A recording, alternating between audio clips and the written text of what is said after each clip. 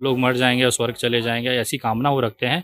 Same वही उद्देश्य, वही कामना मैं मोहन भागवत जी के लिए करता हूँ कि भगवान उनको भी स्वर्ग का दर्शन कराए और बहुत जल्द कराए।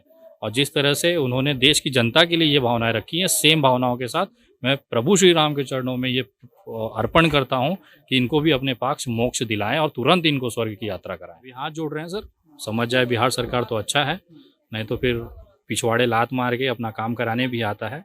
मुंबई जैसी सिटी में जहाँ पे एकदम कड़क ना कानून व्यवस्था है, अगर वहाँ हम लोग मोदी जी को झुका के ट्रेन और बस चालू करवा लेते हैं, ये तो बिहार है मेरे भाई।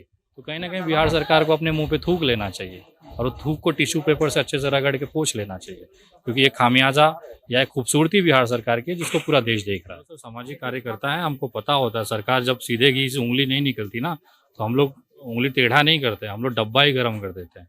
जब यहाँ की राजनीति और यहाँ की चीज़ें जब हिलाएंगे ना, हम लोग संयमित हैं सर। अभी तक तो इंतजार कर रहे हैं कि हाथ जोड़ के काम हो रहा है तो काहे लात मारना, लेकिन जब लगेगा कि अब लात मारने की बारी है, तो नीतीश कुमार और जितनी डबल इंजन सरकार है ना, इनकी हैसियत नहीं है रोक पाएंगे। है ना कि जेडीयू आरजेडी सब मिल के पप्पू यादव के पीछे पड़े हैं, तो पप्पू यादव ने कुछ ऐसा किया होगा ना कि जिसकी वजह से आज सरकार को पीछे पड़ना पड़ रहा है। ये गटर नहीं है, संडास की राजनीति बिहार में हुई है।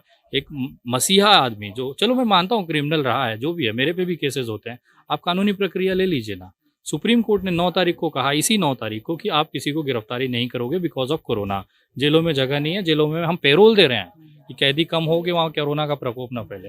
और बिहार पुलिस एक कदम आगे उठा के उस इंसान को उठा लेती है जो ऑक्सीजन बांट रहा है, रेमडेसिविर बांट रहा है।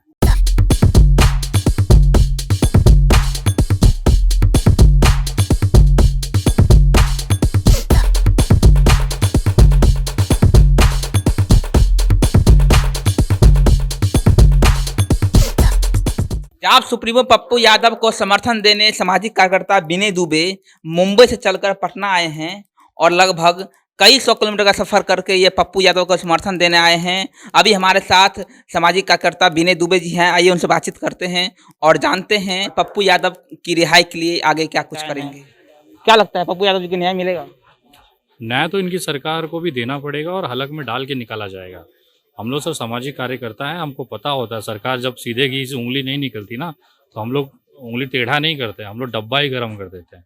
जब यहाँ की राजनीति और यहाँ की चीज़ें जब हिलाएंगे ना, हम लोग संयमित हैं सर। अभी तक तो इंतजार कर रहे हैं कि हाथ जोड़ के काम हो रहा है तो काहे लात मारना, लेकिन जब लगेगा कि अब लात मारने की बारी है, तो नीतीश कुमार और जितनी डबल इंजन सरकार है ना, इनकी हैसियत नहीं है रोक पाएंगे। पप्पू यादव का कद आज नेशनल लेवल पे है सर। नीतीश कुमार ये सब कहाँ है, हवा में है।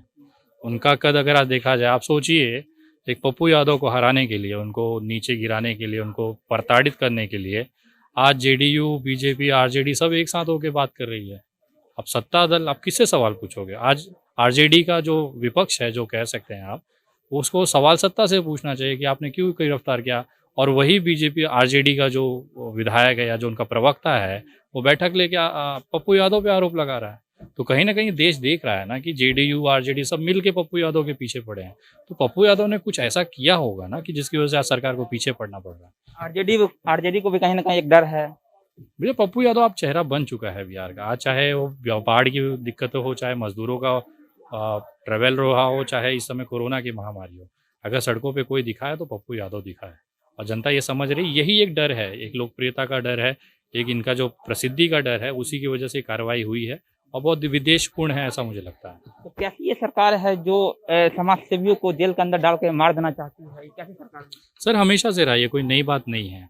लेकिन एक अगर बंदा सही में जमीन पे उतर के दो किसी का पेट भर रहा है, किसी को निवाला खिला रहा है, किसी को आप समझिए कि ऑक्सीजन दे के जिंदगी बचा रहा है, उसके साथ अगर आप ऐसा करोगे तो ऊपर वाला भी आपको माफ नहीं करेगा। तो एक बहुत ही नीचे स्तर का एकदम हमने देखा है, गटर की राजनीति देखी है। ये गटर नहीं है, संडास की राजनीति बिहार में हुई है। एक मसीहा आदमी, जो चलो मैं मानता हूँ क्रिमिनल रहा है, जो भी है, मेरे पे भी केसेस होते हैं, आप कानूनी प्रक्रिया ले लीजिए ना। सुप्रीम कोर्ट ने 9 तारीख को कहा, इसी 9 तारीख को, कि आप किसी को गिरफ्तारी नहीं करोगे बिकॉज ऑफ कोरोना। जेलों में जगह नहीं है, जेलों में हम पेरोल दे रहे हैं कि कैदी कम हो कि वहाँ कोरोना का प्रकोप न फैले। और बिहार पुलिस एक कदम आगे उठा के उस इंसान को उठा लेती है जो ऑक्सीजन बांट रहा है, रेमडेसिविर बांट रहा है। तो कहीं ना कहीं जो भ्रष्टाचार है बिहार में, जो दवाइयों का कालाबाजारी है, जो इंजेक्शन की कालाबाजारी है, ऑक्सीजन और बेड की मारामारी, उसमें नेता और सांसद विधायक पैसा कमा रहे हैं। आज अस्पताल किसके हैं? सब ये सरकारी में जगह नहीं है तो आप तो मर तो नहीं जाओगे, कहीं ना कहीं प्राइवेट में जाके होगे, वहाँ पे 1 लाख 2 लाख रुपया ले लिया जा रहा है। वो लाख रुपया बढ़ता है सब में। वही जो मुनाफा कट रहा था पप्पू यादव की वजह से, यही कारण है कि आज उसको जेल में डाल दिया गया। आप ये बोल रहे हैं जिस तरह से कालाबाजारी भ्रष्टाचारी है वो इन सरकार के अमले जो है वही करते हैं। सर 100% करते हैं। अगर आज किसी दवाई का अगर स्टॉक रखना है, ये कौन तय करता है? ये स्वास्थ्य विभाग तय करता है। स्वास्थ्य विभाग सरकार का होता है। अगर कहीं एम्बुलेंस को गाड़ी को परमिशन देनी है तो परमिशन कौन देता है? वो आरटीओ विभाग, परिवहन विभाग देता है, जो सरकार के पास होता है। तो कहीं ना कहीं सरकार की अपनी हिस्सेदारी है। आप सोचिए 40 एम्बुलेंस अगर रूडी जी के घर के पास वहाँ पे उसमें बालू ढोने का काम किया जा रहा है, अगर उसी से हर दिन अगर 5 इंसान या 10 इंसान अस्पताल पहुंचाए गए होते तो 4000 लोगों को एक दिन में, एक महीने में बचाया जा सकता था। तो ये तो सरकार अपना काम लेकिन मोहन भागवत जी कहते हैं जो इस कोरोना काल में जो लोग चले गए वो मुक्त हो गए। मैं बहुत अच्छी चीज़ उन्होंने कही है। मैं भगवान से प्रार्थना करता हूँ कि जिस उद्देश्य के साथ उन्होंने जनता को स्वर्ग भेजा है, या जो लोग मर जाएंगे और स्वर्ग चले जाएंगे, ऐसी कामना वो रखते हैं, सेम वही उद्देश्य वही कामना मैं मोहन भागवत जी के लिए करता हूँ कि भगवान उनको भी स्वर्ग का दर्शन कराए और बहुत जल्द कराए। और जिस तरह से उन्होंने देश की जनता के लिए ये भावनाएं रखी हैं, सेम भावनाओं के साथ मैं प्रभु श्री राम के चरणों में ये अर्पण करता हूँ कि इनको भी अपने पास मोक्ष दिलाएं और तुरंत इनको स्वर्ग की यात्रा कराएं। आगे क्या प्लान है आप लोगों का? जो पप्पू यादव की रिहाई कैसे होगी फिर? अभी हाथ जोड़ रहे हैं सर। समझ जाए बिहार सरकार तो अच्छा है, नहीं तो फिर पिछवाड़े लात मार के अपना काम कराने भी आता है। मुंबई जैसी सिटी में जहाँ पे एकदम कड़क ना कानून व्यवस्था है, अगर वहाँ हम लोग मोदी जी को झुका के ट्रेन और बस चालू करवा लेते हैं, ये तो बिहार है मेरे भाई। नहीं, आप दरभंगा गए होंगे। दरभंगा के जो जिस हॉस्पिटल में भर्ती है पप्पू यादव जी, उसकी स्थिति देखी होगी जो कितना खराब है, बद से बदतर है।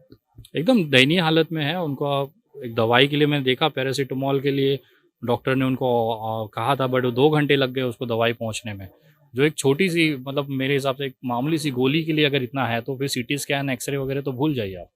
और उस जगह पे अगर ऐसे 25 साल संवैधानिक पद पे रहे आदमी को अगर रखे जाके इस तरह का ट्रीटमेंट किया जा रहा है, तो कहीं ना कहीं बिहार सरकार को अपने मुंह पे थूक लेना चाहिए, और वो थूक को टिश्यू पेपर से अच्छे से रगड़ के पोंछ लेना चाहिए, क्योंकि ये खामियाजा या एक खूबसूरती बिहार सरकार की है जिसको पूरा देश देख रहा है। नीतीश कुमार के लिए क्या कहेंगे, क्या संदेश देना चाहते हैं? भगवान आपको सद्बुद्धि दे। ये लाशें जो गिर रही हैं, उससे अगर थोड़ी भी सीख ले पाए तो कम से कम बिहार के लिए, चलो आपने पप्पू यादव को अंदर कर दिया, वो अंदर बैठा है, तो कम से कम जो पप्पू यादव कर रहा था वो आप कर लीजिए। इतना ही सुझाव मैं निवेदन हाथ जोड़ के, दोनों हाथ जोड़ के नीतीश जी से करना चाहूँगा।